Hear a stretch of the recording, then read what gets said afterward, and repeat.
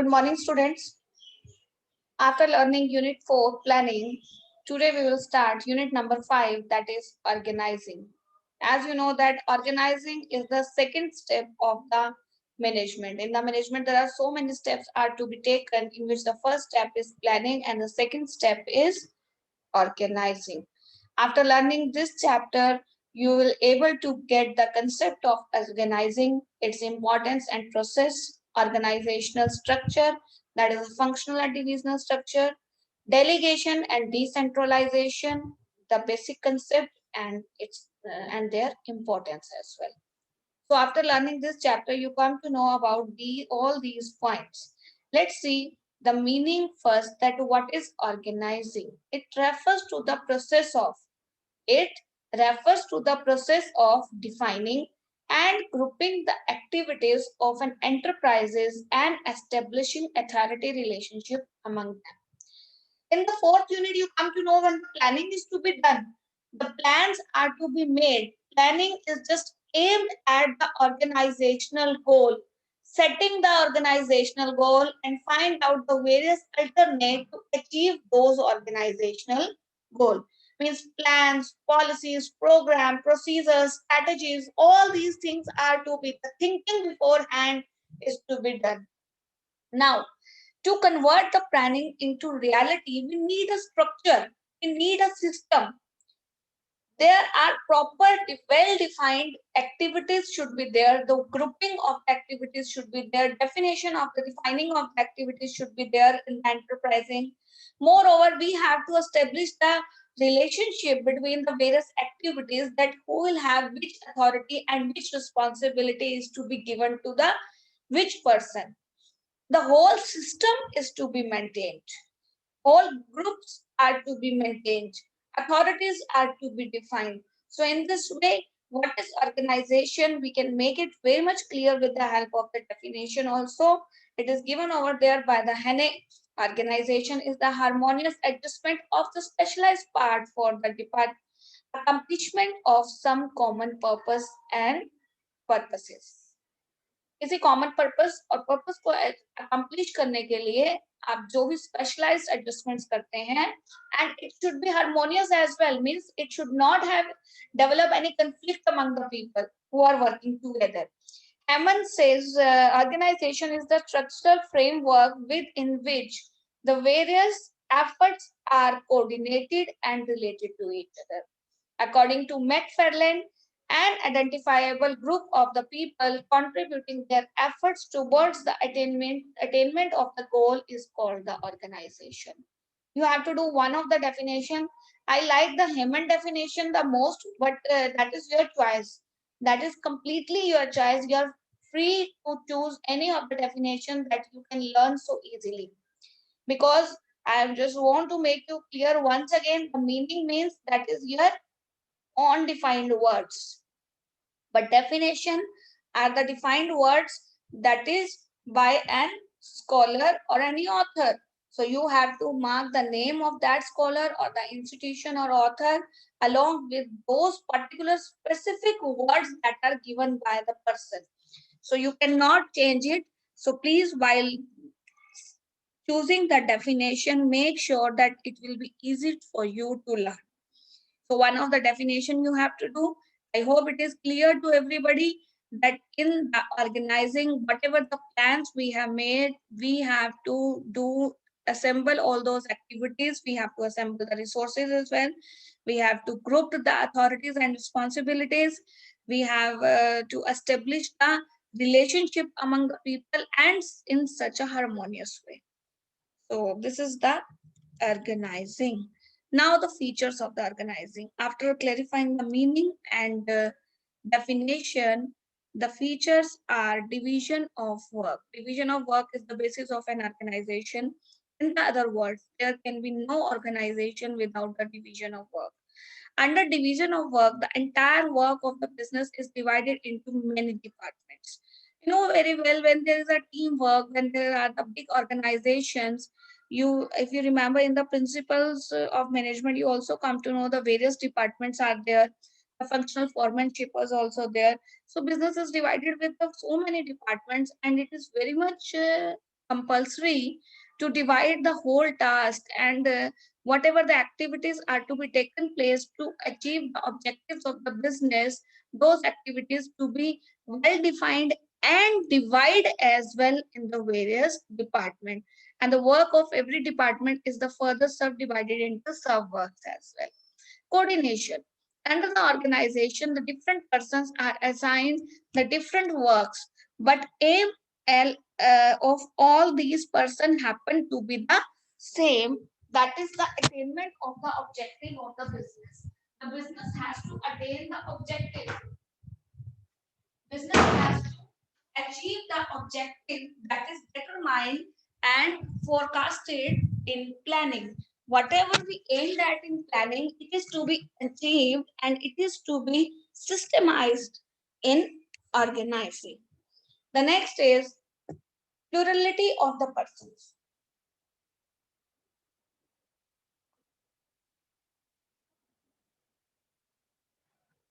Organization is a group of many persons who assemble to fulfill a common purpose.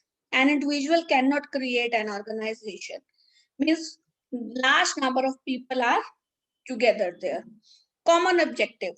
There are various parts of an organization with different function to perform all the move in the direction of achieving a general objective. Because all the people who are just working together in a team, what they have to do, they have to work together, but to achieve one organizational function. Fifth, organization is a machine of management. Organization is considered to be a machine of management. It is that machine in which no part can afford to be ill-fitted and non-functional. In the other words, if the division of the work is not done properly or posts are not created correctly, the whole system of the management collapse. That will be broken. So this is all about the features of the organizing. Now, the importance of the organizing. The importance of the organized can become clear with the help of the following point. The first one is the benefits of the specialization. See, when you do the organizing, means the various activities are to be divided among all the peoples as per their capability as well as eligibility. Means the people who are superior or specialized in any of the field, that type of activities are to be assigned to them. Like, say an example in the school, who are the commerce lecturer, the commerce subjects are given to those people. The faculty related to science, the science subjects are to be taught by or scheduled to them to the science faculty. It never be like this that the science is assigned to teach commerce or commerce is assigned to teach science. No, it is not possible. The specialization benefit are to be considered in organizing, because in organizing a systematic structure has been maintained. All the activities are to be divided and subdivided among all the people who have the common objective to achieve. So whenever these activities are to be divided among the people, it is always keep in their mind the activities should be provided to them as per their capability as well as their eligibility. Whatever the specialization area they have, the activities which that type of activities are to be provided to them. Clarity in the working relationship. Organization provide such a systematic system or systematic body of knowledge which just gives us that what is the work profile of each and every person there. So the working relationship will become very much clear that by whom and to whom the reporting is to be done. Like in the organization, first of all, the workers has to report to foreman or the supervisors. Supervisors or foremen has to consult to the middle level managers, that are the departmental heads. Departmental heads can consult to the general manager. The general manager can consult to the CEO of the company. Like this. In this way, the organizational working relationship will become very much clear by organization. Optimum utilization of the resources under the process of the organizing the entire works is to be divided into various small activities, and there's a different employees performing every different activity. In doing so, there is no possibility of any activity to be left out or possibility of duplicating of any job. Means there is no overlapping and there is no wastage of the activity will take place when the organization is to be done. Consequently, means as a result, there is the optimum, means the best utilization. Optimum means the best utilization without any wastage of all the available resources like machinery, material, finance, human resource, etc. in the organization. Adaptation to change, that organization make it capable to adapt any kind of change with the post of the employee, because this become possible only because of the fact that there is a clear scalar chain of the authorities of the manager, right from the upper level to the top level to the lower level. Everybody is so well defined, so whenever any managerial post fall vacant, it is immediately to be filled by promoting, or since every subordinate is well aware of working of his box, there is no difficulty in taking up the new post as well. So changes can be adapted so easily when the things are systemized or organized.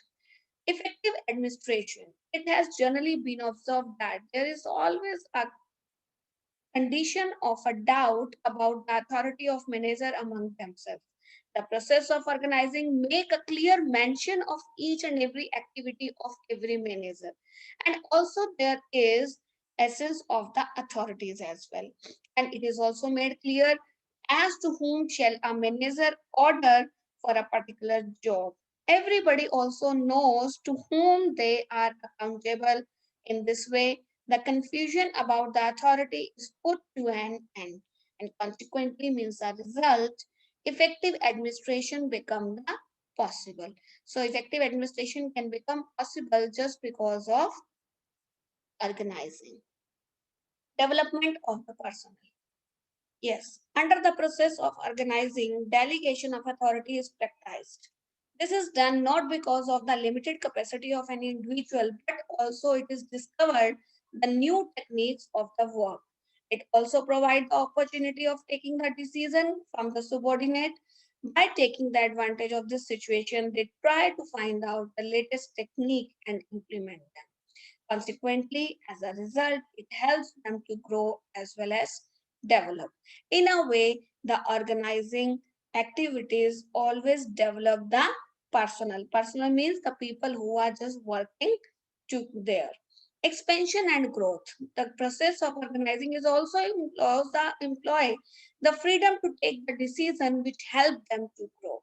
They are always ready to face the new challenges, and in the situation can help the development of the enterprises as well, and this help in increasing the earning capacity of the enterprises, which is turn help in its development. So in a way we can say the organizing is also helpful in expansion and growth of the organization. So it is all about the importance of the organizing. The organizing has the same importance of the management as structure of bones in the human body. Can you imagine your body without bones? No, you cannot imagine. A systematic structure which identify and profile and settle down each and every organ of our body and keep them safe and secure and keep them coordinate between each other, that is made possible by the organization in an institution or the organization also. Now the concept of organizing. Two concepts prevalent about organization. The two meanings, the organizing as a process and organizing as a structure of relationship. If I talk about the organizing as a process, whatever the various activities or the functions are to be done, the information about the objective, deciding of the various activities, group them, determine the important activities, authority and responsibilities. Organizing is related to the human beings and the human conduct also. So it also uh, conduct is deeply affected by the condition of the work, their competency and the capabilities, changes in internal and external environment of the organization. The process of organizing is also to be changed according to these changes. Hence, the organizing is a process can also be described as a dynamic element. So we can say that organizing is a process. We will just learn the process separately later on tomorrow. Now, the organizing as a structure of relationship. According to this concept, organizing is treated as a structure of relationship. Under this, the various posts are created and established, and mutual relationship of employees working at the various posts. Their authorities and responsibilities are defined. So, it in a way develop a structure of the relationship among all the people, all the group of people who are working together. The relationship lays down as to whom is superior, who is subordinate. Various posts in different department of the organization are mostly permanent. So therefore, organization is a structure of the relationship is called a static element. So we can say it is also the structure of the relationship. So in the two words, we can define it. The one is organization as a process, and the second one is the organization as structure of relationship. It is all about for the day that we have to do. If you have any doubt, please feel free to take query.